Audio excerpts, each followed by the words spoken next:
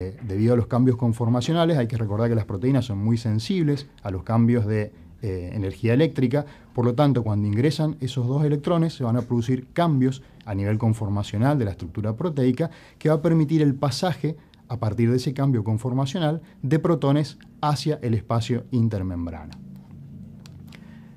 Entonces, a medida que van pasando los electrones, se van a traslocar, que es el nombre correcto por el cual estos protones pasan desde la matriz mitocondrial hacia el espacio intermembrana. En el primer complejo, 4 protones, en el segundo complejo, otros 4 protones más, y en el último complejo, solo 2 protones, porque los otros 2 son utilizados para combinarse con la molécula de oxígeno para formar agua. Es decir, que por cada par electrónico que ingrese a la cadena de transporte electrónico proviniendo de la deshidrogenación del NAT, se van a traslocar, van a pasar hacia el espacio intermembrana 10 protones. Obviamente estos 10 protones que se traslocan y que pasan al espacio intermembrana van a generar una diferencia de cargas positivas a ambos lados de la membrana y también una diferencia de pH. Y eso es fundamental porque ambas energías van a permitir que se sintetice ATP en la ATP sintasa a partir de ADP más fósforo inorgánico, que le va a permitir a la célula obtener en algún proceso energía. También pueden ingresar a esta cadena de transporte electrónico protones y electrones provenientes de la reducción del succinato a fumarato. Esos van a ingresar en otro complejo que se denomina complejo succinato deshidrogenasa. Luego van a pasar a la ubiquinona y a partir de ahí siguen la vía común que tiene la cadena de transporte electrónico. ¿Cómo están ubicados estos componentes entonces? Los complejos están ubicados en un orden de potencial de reducción creciente. Eso le asegura a la mitocondria que una vez que ingresan los electrones a la cadena de transporte electrónico, como el potencial de reducción del complejo siguiente es mayor, esos electrones van a ir pasando de uno a otro hasta llegar al final de la cadena. La síntesis de ATP entonces se produce a partir no de la transferencia de fosfatos, como ocurre en la glucólisis, sino que la energía va a estar generada, como había mencionado recién, a partir de 2 fuentes. Por un lado, la variación de pH, que se produce entre el espacio intermembrana y la matriz mitocondrial, y por otro lado, el potencial eléctrico. A esto se le conoce como teoría quimiosmótica, la energía potencial que tiene una naturaleza química y eléctrica y que permite la síntesis de ATP. Entonces, debido a esa diferencia de protones que existen a ambos lados de la membrana, van a reingresar los protones, como había mencionado recién, por la fracción F0 de la ATP sintasa, y cuando reingresen hacia la matriz mitocondrial van a permitir la síntesis de ATP a partir de ADP más fósforo inorgánico. Entonces, esta teoría quimiosmótica está avalada por la diferencia de pH a ambos lados de la membrana y por otro lado por la diferencia de cargas. La ATP sintasa se ha comprobado experimentalmente que no precisa del gradiente de protones para la generación de ATP, pero sí la ATP sintasa no es capaz de liberar el ATP cuando no existe un flujo de protones a nivel de ese canal.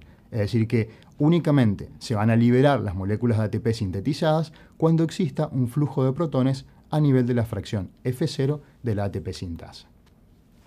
Existen algunos componentes químicos, algunos compuestos químicos que pueden actuar como agentes desacoplantes de la cadena de transporte electrónico. ¿Cómo lo realizan? Lo que hacen es permeabilizar la membrana mitocondrial interna a los protones, es decir, que tienen la capacidad de aislar el flujo de protones y por lo tanto no se produce la síntesis de ATP. Eso significa o se traduce en que la energía de la transferencia no se puede utilizar para la síntesis de ATP. Hay un compuesto muy importante que se utilizaba en los años 50 como para reducir peso, que es el 2,4 dinitrofenol, que es altamente tóxico. Obviamente hoy ya no se utiliza más, pero justamente actúa como un agente desacoplante de esta cadena de transporte electrónico. Y por otro lado también existen algunos compuestos químicos que pueden actuar como inhibidores, es decir, bloqueando alguna de las posiciones de la cadena de transporte electrónico, por lo cual tampoco se llegaría a la síntesis de ATP y eso también puede llegar a ser letal para la célula, como por ejemplo el cianuro, los nitratos, la rotenona. Son compuestos químicos que pueden actuar a distintos niveles de la cadena de transporte electrónico, bloqueando o impidiendo la síntesis de ATP. A nivel de la matriz mitocondrial interna va a ocurrir otro proceso que también está destinado a la obtención de energía, que es el ciclo de Krebs. Este ciclo de Krebs, o ciclo de los ácidos tricarboxílicos, como también se lo conoce, debe su nombre a que el primer componente de esta cadena es el ácido cítrico o citrato, que tiene como características estructurales ser un ácido de tipo tricarboxílico y ser un hidroxiácido. Una vez que se forma este citrato, a partir de la acetilcoenzima A y oxalacetato, este citrato va a sufrir una isomerización para transformarse en isocitrato, en la cual se mantiene la estructura, excepto que va a cambiar la ubicación del oxidrilo.